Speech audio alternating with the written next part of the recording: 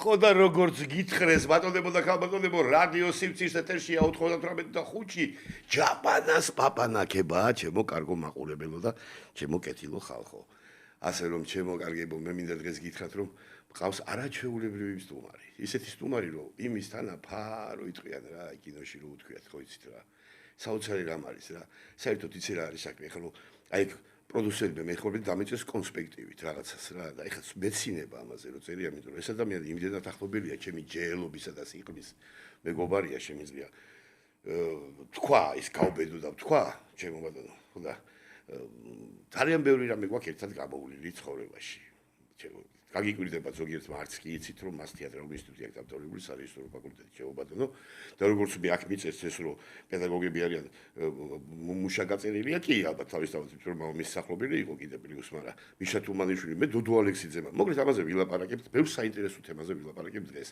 ეს გახლავთ მამუკა არეშიძე ჩემი მეგობარი ძალიან არაჩვეულებრივი ადამიანი და რაც თავარია კიდევ ის რომ არ ვილაპარაკებთ და ძალიან ნაკლებად პოლიტიკაზე რა იმიტომ რომ ვილაპარაკოთ ეს კაცი ძალიან საინტერესო პიროვნება აქვს და ძალიან საინტერესო ცხოვრება აქვს გამოვლილი. იმდენად საინტერესო რომ თან მთელი კავკასიის მასშტაბით რა. იმდენი რამეა სალაპარაკო რომ ჩვენ ამ 45 წუთში წინასწარ ბოდიში გიხდით ვერ ჩავეტევით რა. მოკლედ დავიწყოთ და რასაც ჩავეტევით და რასაც მოვასწრებთ, გეტყვით. თქვენ წადეკით და დაგვაფასებთ და მე შეგვაფასებთ. გვისმინეთ. მოკალათ თით კარგად იხარ ხოშია და შოშია და დავიწყოთ. გამარჯობა მამუკა. გაუმორჩოს. როგორ ხარ ჩემო კარგო? როგორ შეწარმოდგინე ამის მერე როგორ უნდა ვიყო ისე ვარ საკუთარ თავს დავნატრიო რო იტყვიან კარგი.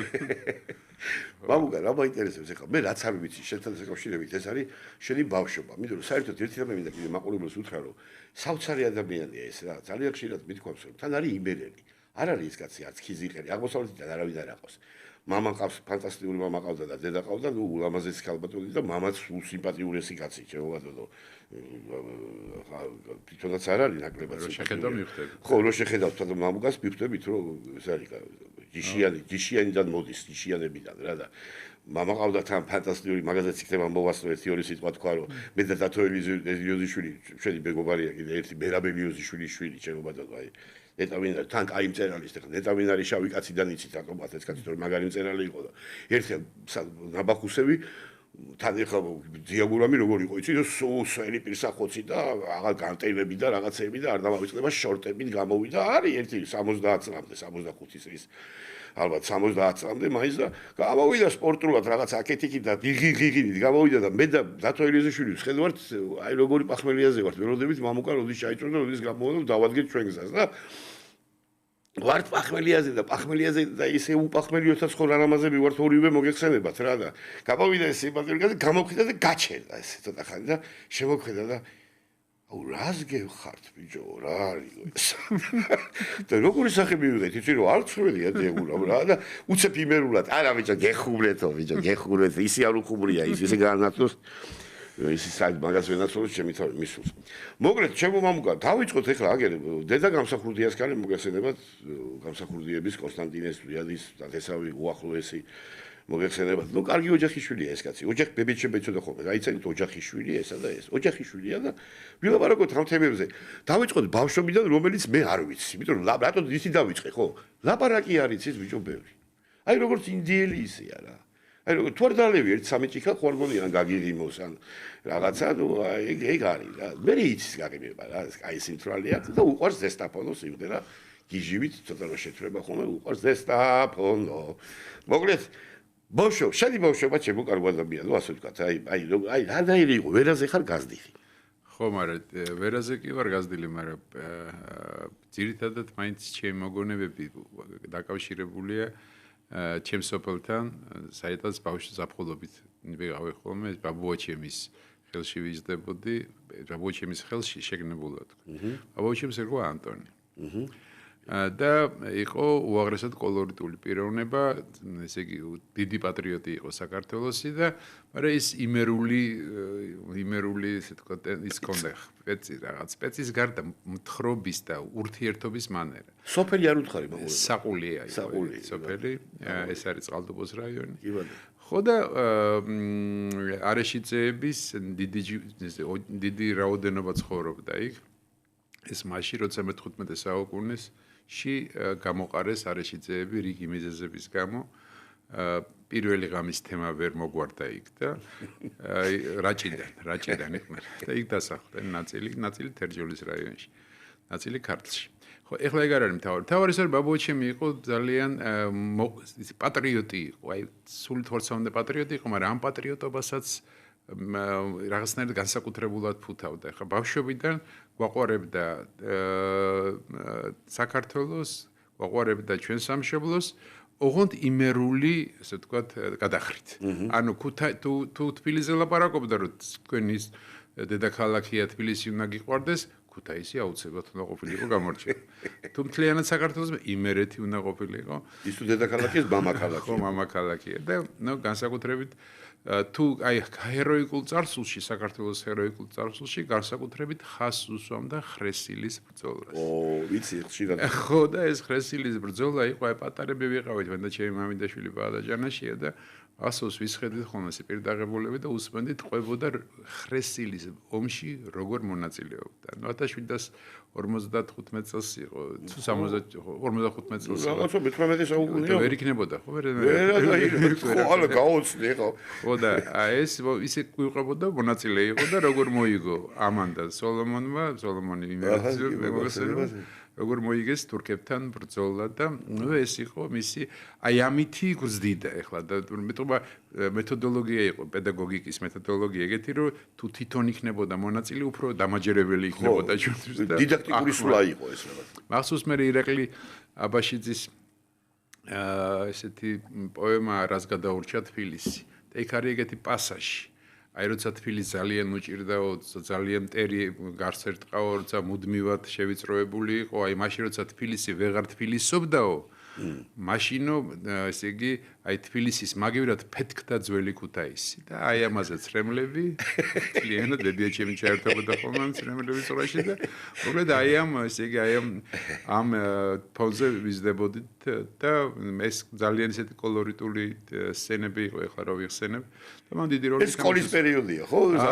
სკოლამდეც ხა სკოლის პერიოდი ნუ ვიდრე ისტორიის წინს გადავშლით იმიტომ რომ პირველი გადავშლილი ისტორიის სგკპ ისტორია იყო მაგრამ აუც მოვინდომე ხრესილის ბრძოლა მეპოვა იმიტომ რომ იმდენი მესმოდა ბავშვობაში იქ არ დამხვდა და ძალიან განაწყენებული წამოვედი არა მე უკვე საყვედური არ გითქვა არა საყვედური არ მithქვობს იმიტომ რომ გზნობდი რომ როცა გავიგერო ხრესილის ბრძოლაში არ მონაწილეობდა საყვედური რომ მეთქვავით ჩამოიშლებოდა მთელი ეს ციხესიმაგრე რომელიც ააშენა ჩემში მან ამიტომ არაფერი არ მithქვავს და მერეც ესე იგი მერეც ისე ჩავიდა აბოჩემი საფლავში იმის უსვენაცვალე რომ დაწუნებული იყავი რომ მე დაწუნებული იყო ის რომ მე მეგონა რომ ხრესილის დიდი იყავი უკვე კი კაც 86 წელს მოხდა ეს ამა უკვე დამთავრებული მქონდა თეატრალური ინსტიტუტიც კი უკვე მუშაობდი მოკლედ აი ესეთი ის იყო რა ქვია ასე რომ რაც შეეხება ვერაზე ნუ ხო აი მე მაშინდელ პეროვსკაიას ქუჩაზე სკოლაც მითხარი როგორ სწავლობ 51 სკოლა კარგად სწავლობდი სხვათა შორის მე უნდა გითხრათ რომ ესეც აქაც იმერული თვისება მქონდა რომ მინდოდა რომ ჩემზე კარგი ილაპარაკათ და ეს იყო უმთავრესი სტიმული სწავლისა სხვათა შორის და საკმაოდ კარგი შედეგი მქონდა განსაკუთრებით ჰუმანიტარულ საგნებში და პრაქტიკულად ამანაც განაპირობა შემდეგ ის რომ მაინც ჰუმანიტარული პროფესია ავირჩიე. თორე ესე ოჯახური მოთხოვნა განსაკუთრებით ექიმი ყოფილა, მე ეს კი არ ვიცოდი, იმად დამიწერა. სამედიცინოზე. ხო, სანიტარად აქვს ნამუშევარი და ეს ნუ ხა არ ლაპარაკობდა, ხა არ გითქვია მაგას ალადაშვილის კლინიკა დღევანდელი მაშინ იყო. ეგ რუსდანზე მაშინდელი კამო იქა. ხო, მეორეს თავარი სამანტყოფო იყო ქალაქის. იქ 2 წელი მუშაობდი, იმიტომ რომ ბებიაჩემის დაჟინებული მოთხოვნით და ჩამებარებინა სამედიცინო. ეს სკოლა რო დაამთავრე? დავდარე მაშინ. ერთი წელი მუშაობდი, მეორე წელიც მუშაობა დავიწყე, წელიწად ნახევარი გამოვიდა და მე ჩავაბარე მაინც ჩემი კაპრიზით.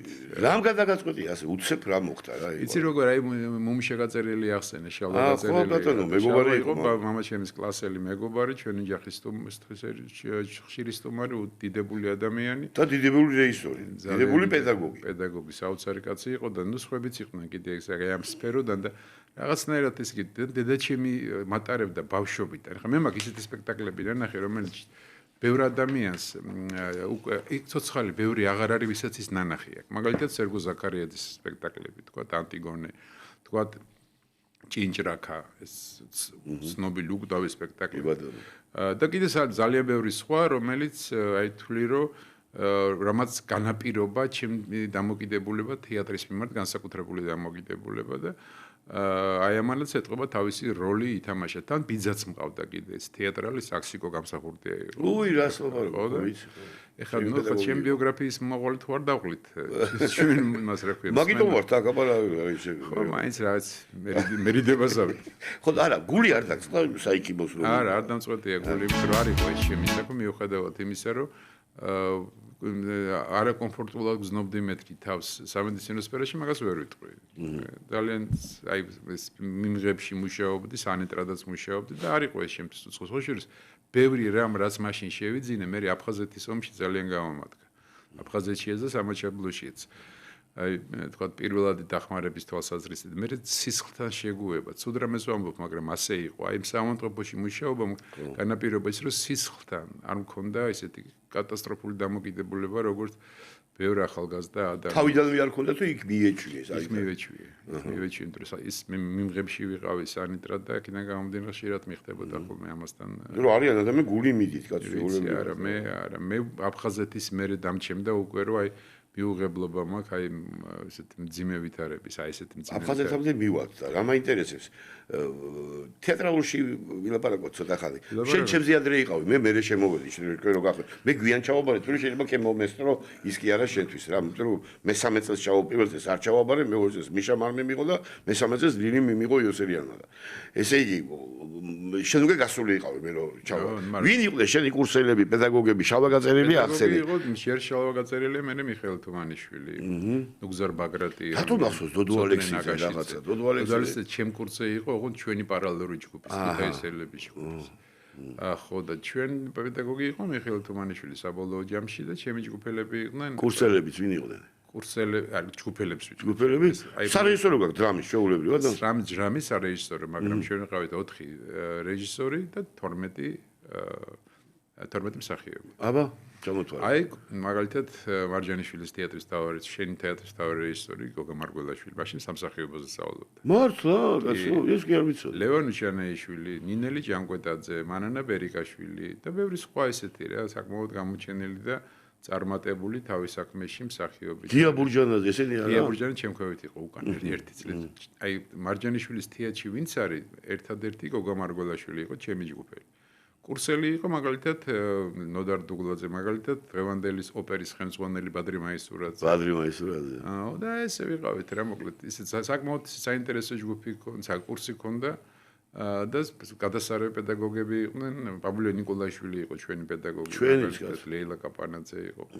და რა გითხრა ახლა მოკლედ თეატრალური ინსტიტუტში იქ მარტო ესე იგი ესე ვთქვათ კულტურასთან და ხელოვნებასთან ზიარების თემა არ იყო, იქ იყო თბილისთან ზიარების თემა, იმიტომ რომ განლაგებულია ეს ადგილზე რუსთაველზე, ხო და მთელი ეს პერიპეტიები რაც ხდებოდა გარშემო, მაშინ მაგალითად 78 წლის ენის ამბავი თუ გასწორს. ეს ყველაფერი ჩვენ ზუგზე გადადიოდა და ჩვენ თვალწინ ხდებოდა.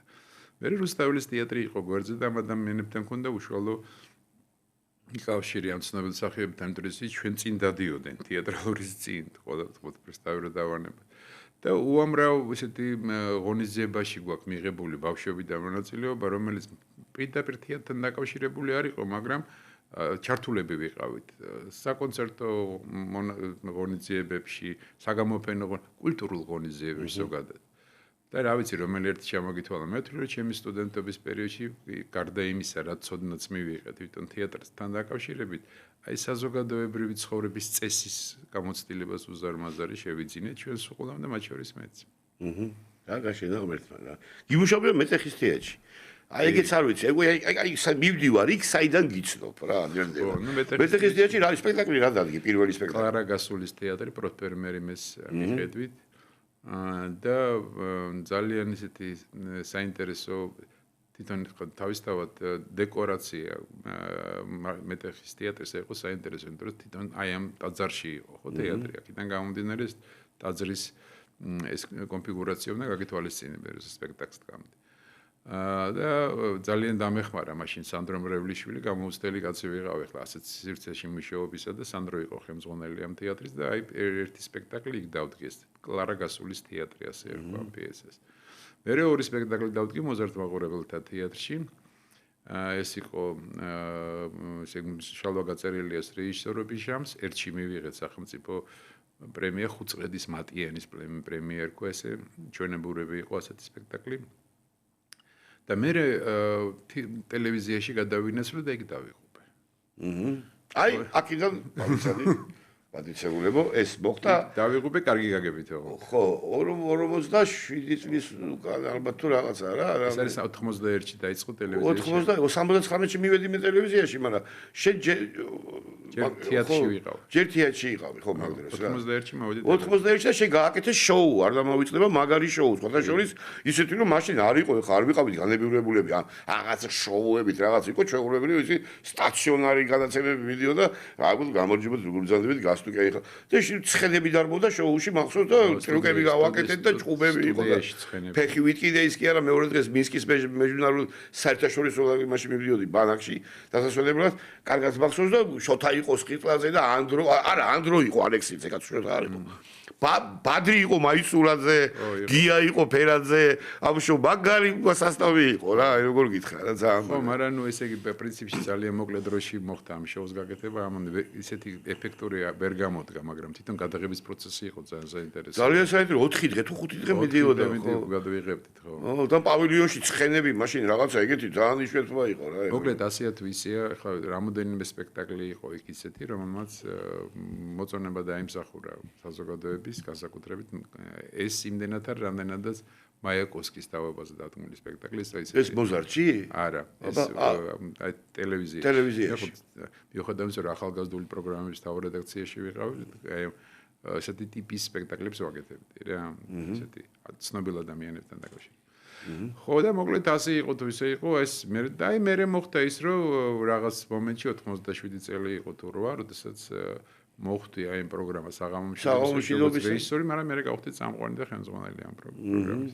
ნანა ჯაფარიძესთან ერთად, რომელიც სამწუხაროდ ცოცხალი აღარ არის, ჩვენ შორის აღარ არის, მაგრამ ამ გადაცემამ ამ საღამომშვიდობის ამ ტელევიზიის ხოვრებაში როგორც ამბობენ, საკმაოდ ისე წარმატებული როლი ითამაშა და სახელმწიფო პრემია დაიმსახურა. კი ბატონო, კი, საოცარი რამე იყო, თან რა იყო მაშინ?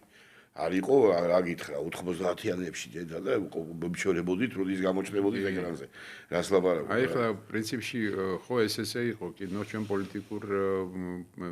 პოლიტიკურ ვითარებაზე რეაგირებდით და ამას ვიღებდით და ვაჩვენებდით მართალია ხა პოლიტიკური გემოვნებასთან დაკავშირებით დღემდე საკამათოა იმიტომ რომ ჩვენ აი მაგალითად ზვიადი დამსახურდია თქვენ ზვიადი ახსენეთ ჩვენ დეჩიმის გვარით ახსენე და ასე შემდეგ. ხო და კი რასაკვირველია ზვიადთან ძალიან ახლოს ვიყავით თავის დროზე, მაგრამ რა მოხდა ესე ჩვენ გზები გაიყო და ხშირად ამის გამო მე საყვედურობენ რომ აი პუჩისტი ვარ. მე უნდა გითხრათ რომ სხვა შორის მომიწია და მომიწია იმიტომ კი არა რომ სიტუაცია მიკარნახა, არამედ იმიტომ რომ მე თვითონ ვფიქრობ რომ ჩვენ მაშინ ძალიან სერიოზული შესწრება დავუშვით. მათ შორის ჟურნალისტებმაც რომ მივიღეთ აი ამ მივიყვანეთ სიტუაცია ძმათა მკვლელ ომამდე და ამის გამო არაერთხელ მომიხდია საჯაროდ ბოდიში რომ ამის გაკეთება არ შეიძლება და ამის დაშვება არ შეიძლება არ უნდა მიიყვანოს პატარა ერმა ვითარება ისეთ მდგომარეობამდე რომ სისხლი დაიღვალოს და მაშინ გამოუცდელები ვიყავით მამუკა ყველას გაიგე არ ვიცოდი და ეხლა ეს ყველაფერი გავლილი რო გაგერ გუშინ წინ და იგივეს რო ვაკეთებს ხალხი ამაზე ვგიჟდები რა მაგას ამიტომაც ამოვიწყემ თემაზე საუბარი რა შენ თქვი უკეთ ეხლა სხვა ტიპის გადაცემა და არ მინდა ამაზე კი ბატონო თორე ახლა შენ მაგაზე რო გაიწყო შეიძლება დილამდე გაჩეროს ვერავინ გასაგებია ხა მე ჩემზე კარგად იტყვი ყველაფერს მივედი ჩემ პროფესიამდე ხა კავკასიოლოგობამდე და ამბავამდე და თელი ხა თავი რატომ გაჩნდა ხა ეს ინტერესი აი მაინტერესებს აი როგორ მოხდა იყავი ტელევიზიაში რაღაც აი ამ ყველაფრის საღამომშვიდობის მერე მოდის ეს ამბავი თუ უკვე არის მე ვიცი რომ უკვე არის არა საღამომშვიდობის ეს წამყვანი რომ ესე მოხდა რომ აი რას ნიშნავს ხოლმე რაღაც დეტალი 9 აპრილის მოვლენებიდან 9 აპრილის ღამეს მე 9 აპრილს იქ არ ყოფილვარ მოედანზე მე ვიყავი ტელევიზიასთან და იქაც იგივე მოხდა რომ მსხვერპლი არ ყოფილა საბედნიეროდ და მე მოხდა ისე რომ აი დეტალზე ვლაპარაკობ, დეტალი ისე რომ კამერა მქონდა საკუთარი, ვიდეო კამერა.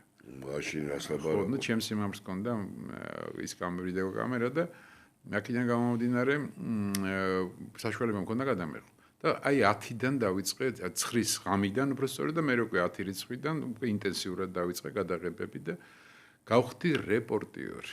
აი ამ რეპორტიორობის პროფესია მომატარა მე მგონი პოსტსაბჭოთა სივრცე მთლიანად თითქმის ყველა სამხედრო კონფლიქტი დნესტრისპირებითიდან დაწყებული ყარაბაღით დამთავრებული ჩვენს კონფლიქტებზე აღარ ვლაპარაკობ მოსკოვის მოვლენები, ვილნიუსის მოვლენები მე და გოგა ჭრონია ჩემი მეგობარი დავდიოდით ყველგან აი ესეთ და ნუ ყველა ომში ასე ვთქვათ რაღაცა ფორმით მონაწილეობდით და ყველაფერს ვიღებდით კამბოჯა, ლაოსი მაგალითად ეს არის 91 წელი ხო და აი რა გითხრა ახლა მოკლედ ამის მერე დაიწყო უკვე ესე იგი რეპორტიერობიდან მერე უკვე ნელა გადავედი თემაზე რომელსაც კავკასიოლოგია მაგრამ ვიდრე მაგამ მოვიდა ყავს მაგის ოსტატები ჯანაშია რა ვიცი არნოლდ ჩიკობოვი ჩიკობოვი თოფურიაც კი მოამრავი და გეტყვით მაგასაც გეტყვი მაგას დამდამან მივალ მაგრამ პირველი ის იყო რომ როგორც რეპორტიორი ერთადერთი ჟურნალისტი ვიყავი სამაჩაბლოში როცა დაიწყო კონფლიქტი დაიწყო კონფლიქტი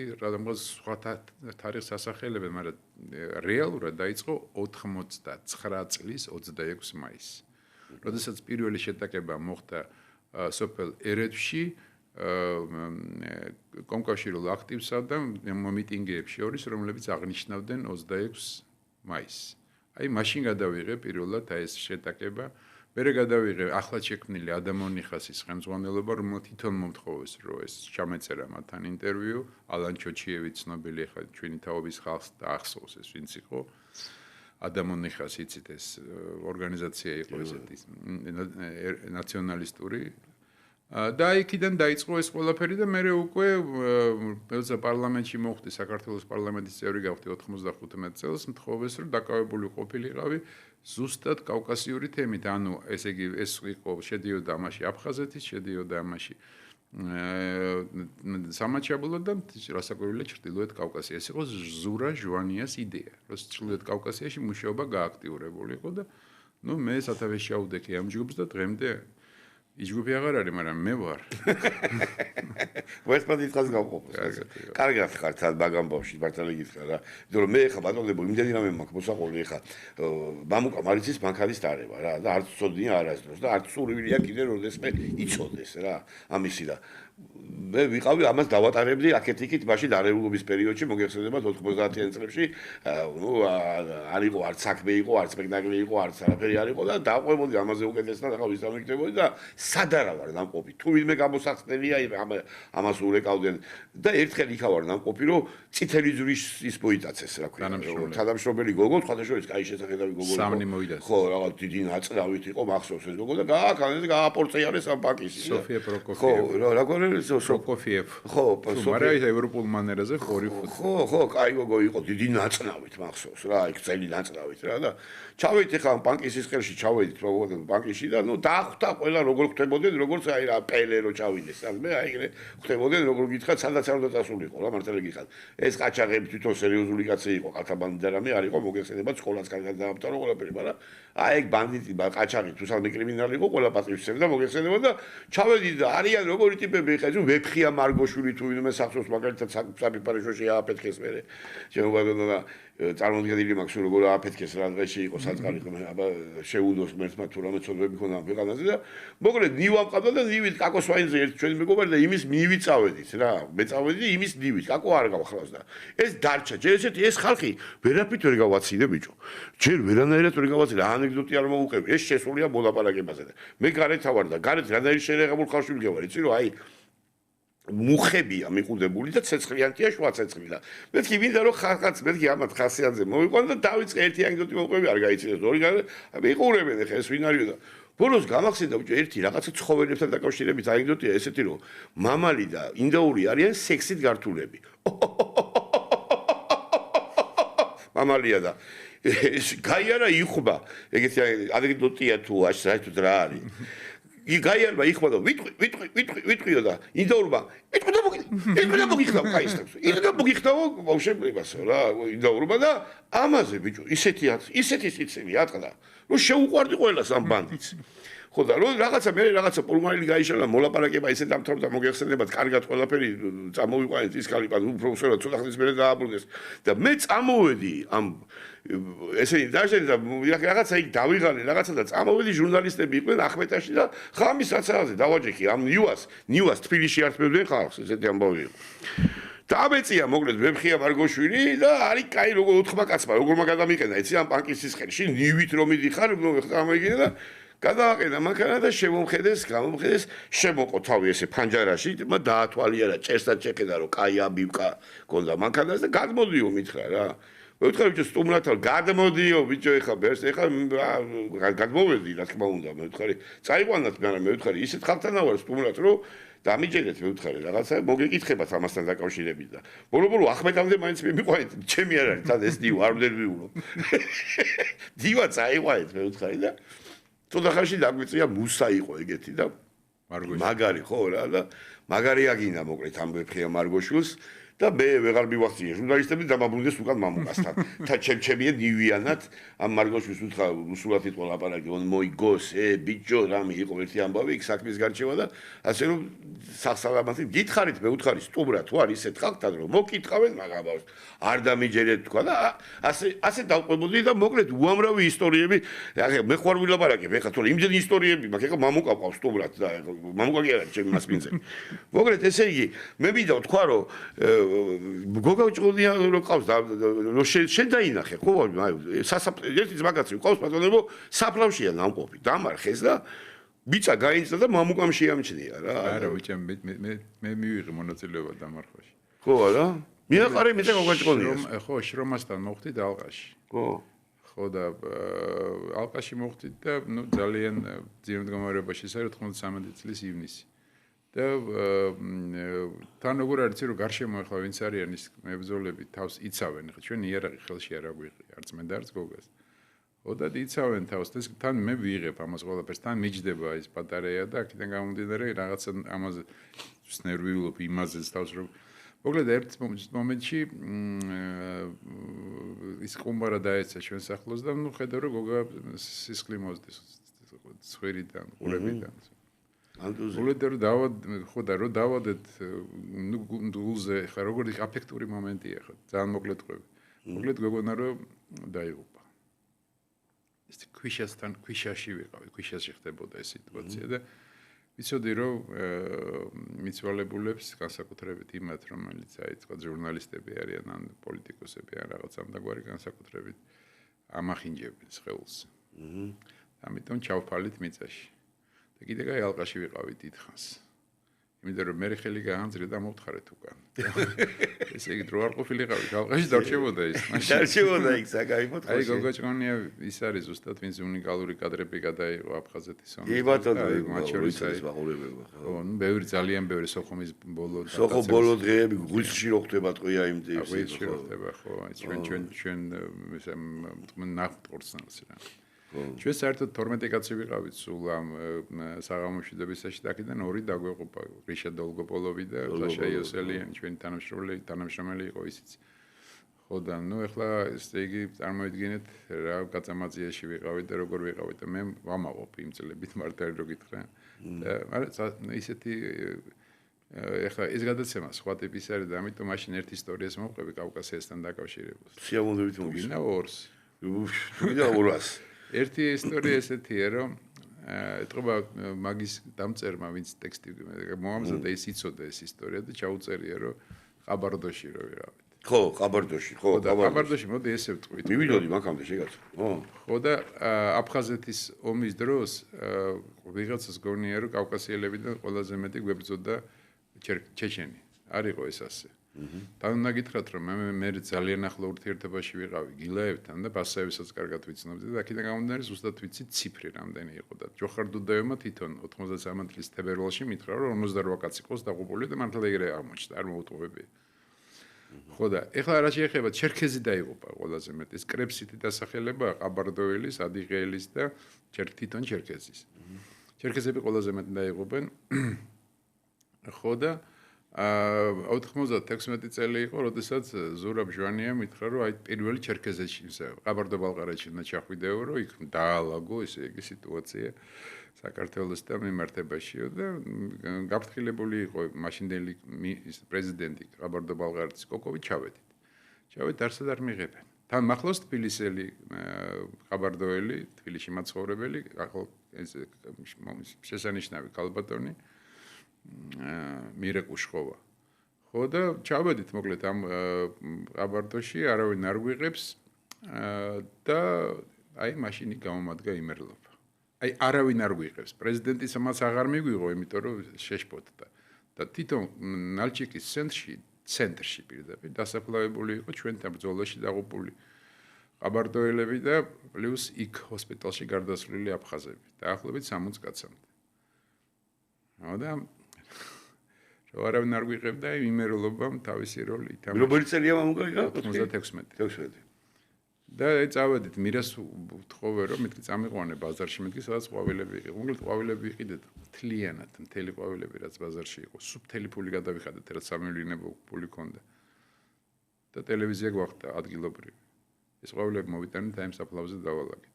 ეხლა მაგრამ როგორ რეზონანსი გამოიწვია პატარა ნალჩიკში ჯერ ყვავილები რო ვიყიდეთ თლიანად ამის გამოატეხილა მთელი რა სჭირდებათ ეს ყვავილი. ყველა მიცოდა რომ ჩვენ იქ ვიყავით ხელს არ ვყიდებდა. პატარა ბაზარი იქნებოდა და ცოტა ფული გეყოფოდათ მოკლედ. არა, ბევრი ფული დაგვეხარდა. მაგრამ ღირდა ამის გაკეთება. იმიტომ რომ ყველა კარი გაიღო და გარდა ამისა პრინციპში ეს მიდგომა სწორი იყო, იმიტომ რომ ჩვენ გახსოვთ ალბათ ფრანკოს ჰქონდა ეს რომ საფლავი გააპატიოსნა როგორც თავისი მებრძოლების, ისე მის წინააღმდეგ მებრძოლი ესპანელი რევოლუციის მემარცხენეების. დააწერა ამ სასაფლაოს ყველანი ესპანეთისთვის დაიხოცნენ. ყველანი ესენი ესპანეთისთვის დაიხო. აი ზუსტად ეს იყო, რომ კავკასიურ ომებში დაღუპული ბიჭების თვის გაკეთდა ეს ამბავი. მოკლედ ყველა კარი გაიღო ჩვენ წინაშე, ეს არ იყო ჩემი ტაქტიკური სვლა, ესეთი მაიმუნური, უბრალოდ აი გულიდან იყო წამოსული და მართლა ესე მოხდა. და იქ მოხდა კომიკური სიტუაცია. მოკლედ აქედან რომ წავედი ქალბატონ ნაირა გელაშვილთან გავიარე პატარა რეპეტიცია, მეთქი აი ესეთი რაღაცა რომ თუ დაჭირდა რომ ადამიანების გული რო გაიხსნა და მარტივი იყოს რაღაცა პატარა ესე იგი სათქმელივით მასწავლე მეთქი რა ჩერქეზულად და მომცა წიგნი.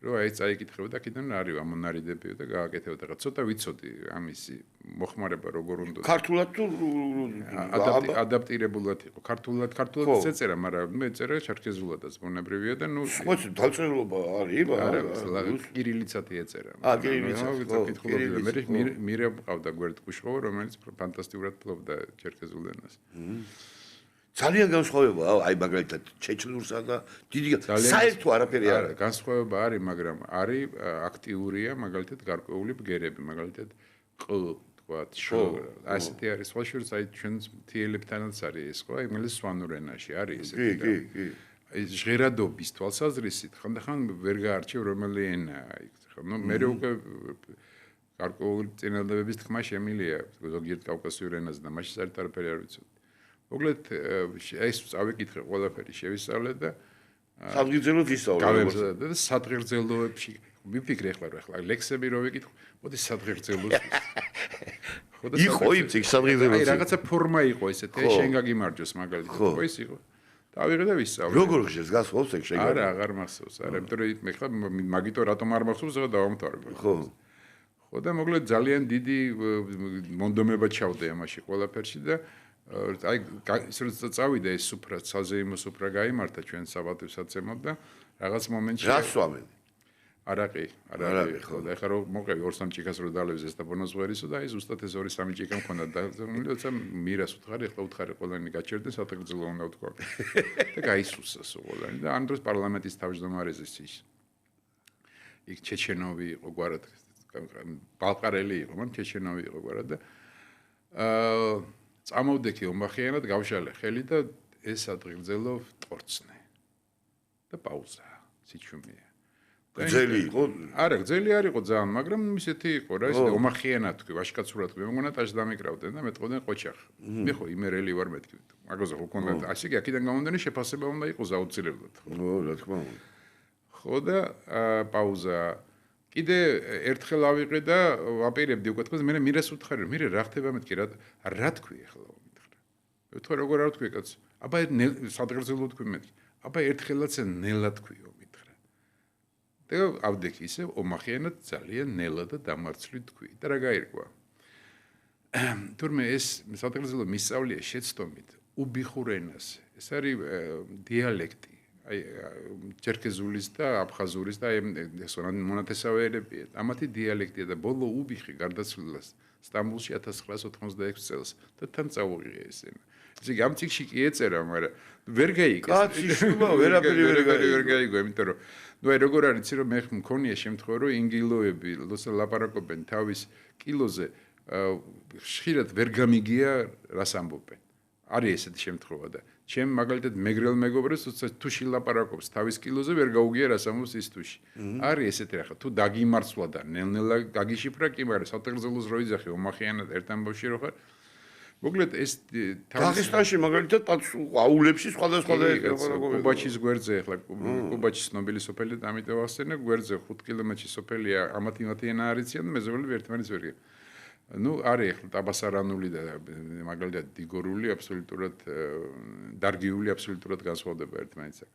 მოკლედ ის მინდა გითხრათ რომ აი ესეთი კომიკური სიტუაციაც შემხვედრია, მაგრამ რასაკვირველი ხა გამოვედი შექმნილი ვითარებიდან, იმიტომ რომ ეს სადღერძელო ну უკვე მე რადგან ესე გინდათ მეთქი, ამიტომ რადგან ესე მომივიდა მეთქი, ამიტომ ქართულად უთხარი და ამან უფრო მეტი აჟიოტაჟი გამოიწვია. ყველა სამეცნიერო წრეში დაწესებულებაში იყო ან არნოლდ ჩიკობავარს, ან გიორგი ჩიტაიას ფოტო ჩამოკიდებული ძალიან დიდ პატივს სცემდნენ ამას. აი როგორც მაგალითად ჩეჩნეთში რო დავდიოდი, იქ ჩეჩნეთში არ ამდენადაც ინგუშეთში, იქ იყო უკვე სიმონ ჯანაშიას ფოტო. ყველა სახსოვდა აი ინგუშები რაც განსაკუთრებულად შეყვარებულები ხო? ინგუშები და მე ინგუში ხა იქ როგორ არის პანკისის ხეობაში ხო ესენი არიან მოსული ჩეჩნეთიდანაც და ინგუშეთიდანაც. და არავის არ ავიწყდება როცა გასახლება მოხდა. რა ქვია, ჩრდილოეთ კავკასიელების, აი ზოგიერთი ტომის, ჩრდილოეთ კავკასიიდან, ну ინგუშები და ჩეჩნების მათ შორის, რომ სიმონ ჯანაშიამ მთელი ტრაქტატი შექმნა იმისათვის, რომ დაემტკიცებინა, რომ ესენი ჩეჩნების და ინგუშების შთამომავალნი კი არ არიან ჩვენი ბანკის ელიტისტები. ესენი არიან ქართველები, რომელიც გამოსულნან.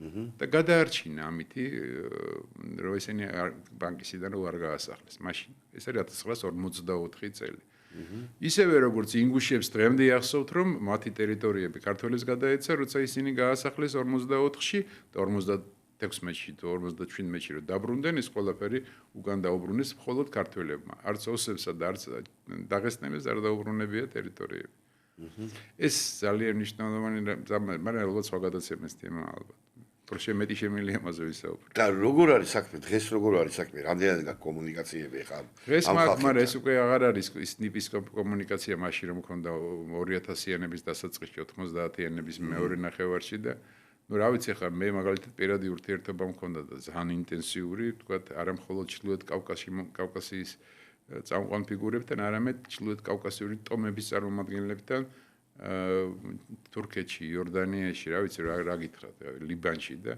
ეხლა უკვე აღარ არის სიტუაცია, იმიტომ რომ ამას ყველაფერს სხვანაირი სისტემური მიდგომა ჭირდება და ხელისუფლების დაინტერესება 2000-იანების დასაწყისის მე აი 2004-დან 5-დან უკვე ეს ამბავი გადავიდა ჩემ პირად, ესე ვთქვათ, პირად სფეროში. მე ვაგრძელებ აი ურთიერთობის რაც ინდივიდუალურად, ხო. მაგრამ მაგრა აგრძელებ რა გინდა. არა გვაქვს ჩვენ ბევრი დრო ხა რეგლამენტი აქვს ყველაფერს ძალიან გული დასაწყოთია ეს ამბავი უამრავი რამე მინდა კიდე კითხო და ვილაპარაკობდი თამარ დილამდე მაგრამ მაინც ვითმინდა დავამთავრო ეხა ბოლო კითხვა იყოს ასეთი ჩემო მომუკა ბოლო ჩემ ინტერესთვის იყოს და შენისთვის კითხვებიც გვექნება და პასუხებიც ამ კითხვებზე მაგრამ ამ გადაცემაში ვილაპარაკობ ჩაბანას ბაბანაკებაში დღეს ესე იგი აფხაზეთი და ოსეთის ამბავთან დაკავშირებით რამე ოპტიმისტური შენ იქნება მე კი მინდა რომ ოპტიმისტური მე რაც ოპტიმისტური რომ ბევრი რამე არ ვიცი და შენ ბევრი რამე იცი და პესიმისტურია შენი განწყობა თუ ოპტიმისტური მე მინდა რომ ოპტიმისტური იყოს პესიმისტური მაგის დაბრუნებასთან დაკავშირებით რას ფიქრობ საერთოდ პოლიტიკური თვალსაზრისით არც ვიტყვი მაგას არაფერს იმიტომ პესიმიზმია ჯერჯერობით და პირადი ურთიერთობის დონეზე ოპტიმიზმის საფუძველი ნამდვილად არის აი ხომ ერთი მოხუცი ჩერკეზის ნათქვამს გავიხსენებ, რომელიც ერთ-ერთ ბოლო შეხვედრაზე იყო, ბევრნი ვიყავით ძალიან ჩერქეზები, ჩვენ წყაბარდოელებით ისინი და ყაყანი ქონდა ისეთი რომ მოკლედ ვინ არის მტყუანი, ვინ არის მართალი, როგორც ხდება ხოლმე კავკასიელებში და ამის დავხოცოთ ერთმანეთი, ვინ არის მტყუანი, ვინ არის მართალი. და მოხუცმა ჩერქეზმა გაგვაჩერა ეს, თან ჩოხაში იყო, შავ ჩოხაში იყო მოსული. და ადგა და გვითხრა ესეთი რამე, რომ ქართველები თქვენ კავკასიაში ხართ უფროსი ძმები და თქვენ შესაბამის დაშვების უფლება არ გაქვთ. მორჩა. ასაგებია, რადგან უფროსი ძმა ხარ. ამიტომ ასეთი მიდგომა არსებობს. ეს ყველაფერი ხატოვანი ნათქვამია, მაგრამ მაინც კარგია რა. ძალიან კარგი. ხო და რადგან უფროსი ძმა ხარ, ამიტომ დაფიქრდით, twin-ი გაანძრე და ესე გააკეთე, რომ სიმშვიდე და ასე ვთქვათ, მშვიდობა არა მარტო შენ ქვეყანაში იყოს, არამედ გარშემო იყოს. თუ რაც შეგიძლია გააკეთო. ბევრი არაფერი, მაგრამ მაინც თუნდაც ოჯახებში იყოს, იმათ ოჯახებში იგრძნო, რომ ქართველები ზრუნავენ მათზე. საკუთარ თავზე ვერ გვიზრუნიაო ვიღაცა მეტყვის. არა, ეს უნდა გააკეთო მაინც. ეს არის აი რა გითხრათ, იცი რომ შესაბამის დაშვების უფლება აღარ აქვს მართლა და აი მათთან ურთიერთობაში. დაუშვით თუ დავოთ რა. ბევრი კაცი, ბევრი ხო. ყოველ სხვას მომტყუნებთ ხოლმე ჩვენს კი ბატონო. გარშემო რაც ხდება და ჩვენი შესაბამის თაობას საუბარი მანდ მაინც არ გვიყვარს. მამუკა, ძალიან დიდი მადლობა ჩემო კარგო ადამიანო რა. ურბესი მადლობა მინდა მე მამუკა არაშიძეს გადაუხადო და არავინ ერთხელ გადამიხდია კაცო, ეს არის ის კაცი, რომელმაც ძალიან ბევრი რამე გააკეთა საერთოდ ამ ქვეყნისთვის. მე ამაში დარწმუნებული ვარ. ჩემთვის პირადადაც ჩემო კარგო, იმიტომ რომ მე რო დღეს შეიძლება ცოცხალი ვარ, ახლა ამით მინდა დავამთავრო. აფხაზეთში ვერ ხვეწებული რომ მეთქი რაღაც ავტომატს არ მაძლევდნენ, რომ დაიწყო ეს ომი და მე რაღაცა სხვანაირად იმას აღარ მომყვები განვითარდა ეს ამავე ხა თუ გინდოდა წასვლა, ვიღაცა იტყვის რატო არ წახველიო, მაგრამ პირველივე დღის წავედი და ჩავეწერე და ახალქალაქში იყიდე ავტომატიო მითხეს $800 ღირსო. მე ვთხარი $800 არ მენახა ერთად. ხო და მე რაღაცა მოყვა ამას, მე ორი ბავშვი იქვე ახალი და მოკლედ უამრავი რაღაცეები მე და ისე გააკეთა რომ ამას შეეძლო ჩემთვის ავტომატი ეშოვა და მე დღეს მასთან ერთად ამ გადაცემაში არ ვიყავი, იმიტომ რომ მე ომიდან ალბათ ვერ ჩამოვიდოდი. Я так думаю. ხო და მოკლედ ეს კარგად მოხდა და მადლობა მინდა ეს პირდაპირ სახალხოს გადაუხადო მამუკას და მადლობა დღევანდელი სტუმრობისთვის შემოგარგო და რა ვიცი კარგი დიდი მადლობა კიდე მაყურებელს და მსმენელს ვინც ვისმინეთ და ვინც ვიყურეთ და ვინც დაგვაფასეთ და შეგვაფასეთ შემომადლობა და ეს იყო შემომადლობა ჯაპანას პაპანაკება 98 და 5 გემშვიდობებით გაზაფხულის ქუჩაზე ვართ და შემოდგომაა დღეს მიყვარხართ ნამეტანი იყავით კარგად 100 წელიწადი ჯანზე და გიყვარდეთ და მოუარეთ ერთმანეთს რა ბოლოს და ბოლოს